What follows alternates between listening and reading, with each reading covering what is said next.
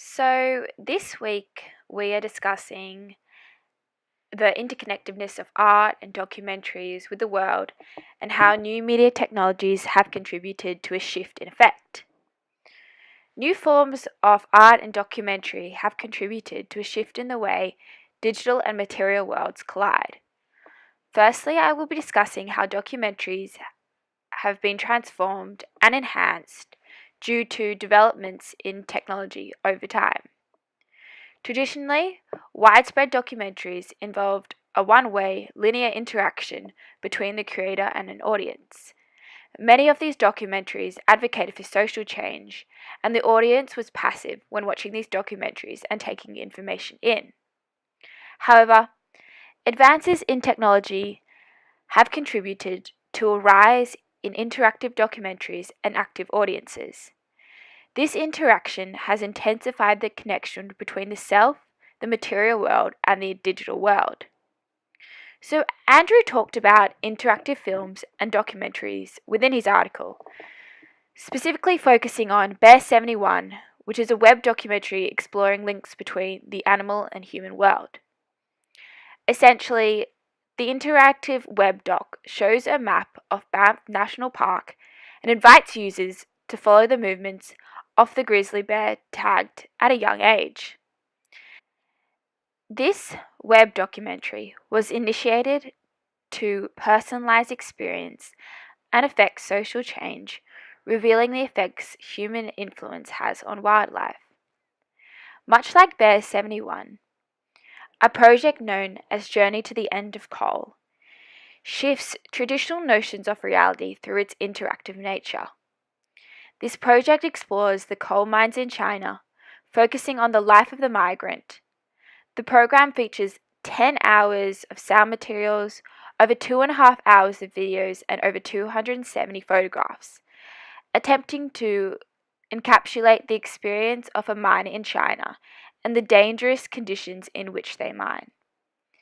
The interactive nature of this program is conveyed through the ability of the user to choose their own path, click on individual photos, and ask questions to the miner themselves.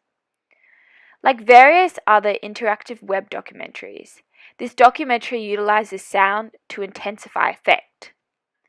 Many believe, and myself included, that these forms of highly interactive web documentaries personalize an experience and make the user feel as if they're seeing social injustices firsthand.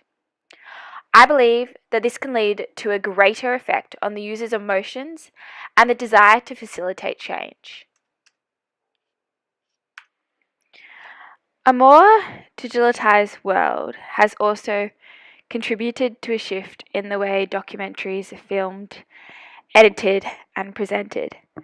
A rise in the use of digital technologies invites users and everyday citizens to participate in documentary and filmmaking on a global scale. People are now using handheld devices such as GoPros and smartphones to film and create documentaries. In many ways, this has blurred the lines between the digital and material world, as a wider range of people are interacting with the process of documenting. I often see people document places in which they have travelled and incorporate interviews of this within short films in an attempt to convey the locals' experience. Although, in some instances, these individuals do not label these videos as documentaries, they are, without even thinking about it, displaying aspects of the locals' reality and showing the viewers the experience and nature of the places in which they are filmed.